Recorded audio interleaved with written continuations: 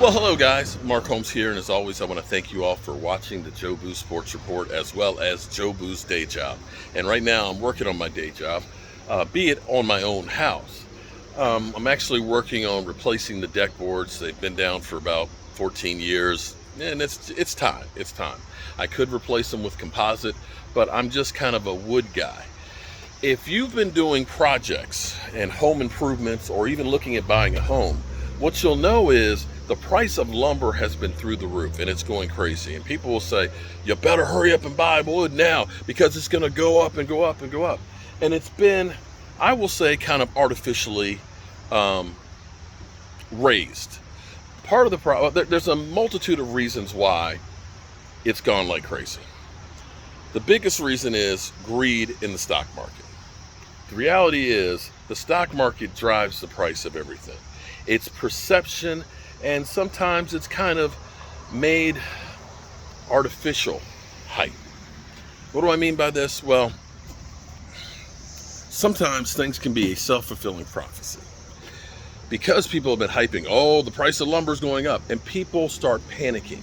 It's kind of like when the gas line, when the gas pipe was shut down because of hackers, and people all of a sudden said, oh my God, we better go get some gas because there may not be any more gas, right? Everybody's going there with, 3 or 4 gas cans. Hell, people putting gas in the back of their truck that's lined with plastic. Hell, I think there was a woman that carried a thin line plastic bag and trying to put gasoline in it. And because of all that, the demand goes through the roof. Well, a couple of things happen. After COVID, a lot of people found out that they're going to be working from home.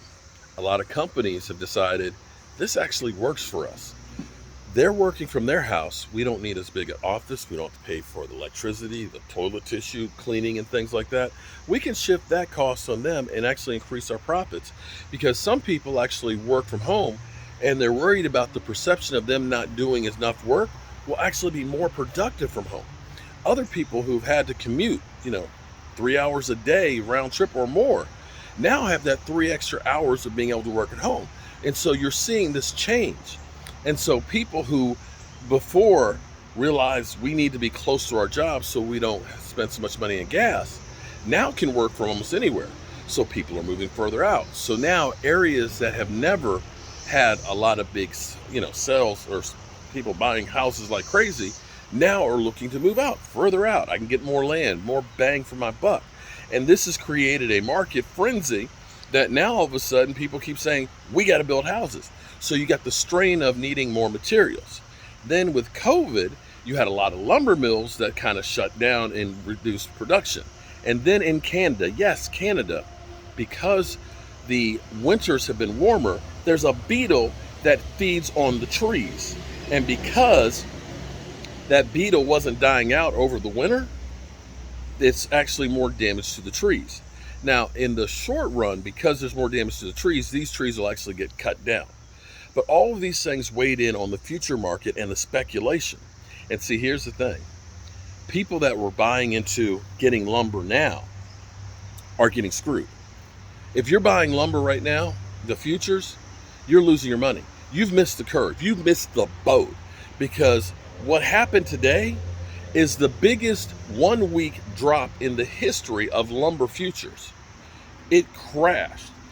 It's going to take some time before you'll notice it in the stores, because what happens is Home Depot and all those guys bought the material at the inflated price. So they're going to try and keep those prices as high as possible so that way they can get their money back on it. Although I heard that Home Depot may actually look at donating lumber to lumber liquidators. Excuse me, not lumber liquidators, to Habitat for Humanity. And you're probably going, why would they do that? They already spent a fortune on it, and now they're going to give it away? Yeah, because see, this is the reality is all this stuff doesn't make sense to us, but it does from a business standpoint. If Home Depot goes through and they end up taking all that lumber and they donate it to Habitat for Humanity, they can write it all off as a loss. The price that they paid for it. So if they spent $7 a 2x4, guess what? I just gave it away and I can write that as a loss. That reduces what my profits look like, and I get the charity credit. Yeah. As opposed to now, the problem is going to be is you're going to get somebody who's going to realize I need to be ahead of the curve, and I need new customers. So they're going to start dropping their prices. And what's going to happen is people are going to go run into that place because all of a sudden their 2x4s are now $5 instead of $10. So now they're having a boom.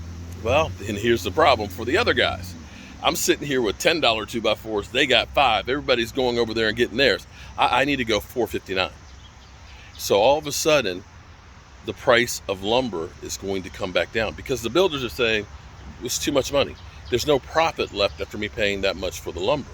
So for me, I'm actually excited about this because this means it's too late for this wood.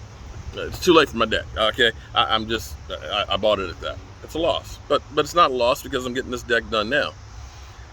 But for me, I'm looking at working on the red brick house.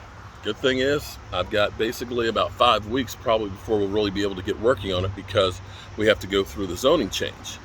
I have actually a lot of lumber that's already there to work on most of it, so I don't need that kind of stuff.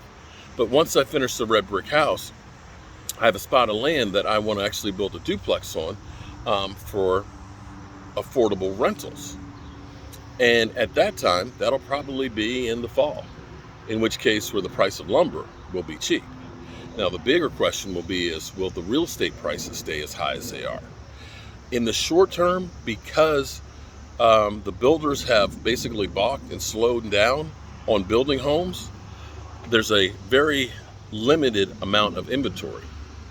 What that'll actually do is the price of lumber will come down, but the need for houses is going to go up. So the price of houses will go up as the price of lumber goes down. Does that make any sense?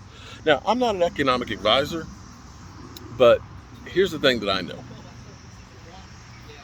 You make your money in the real estate market when you buy the house, not when you sell it.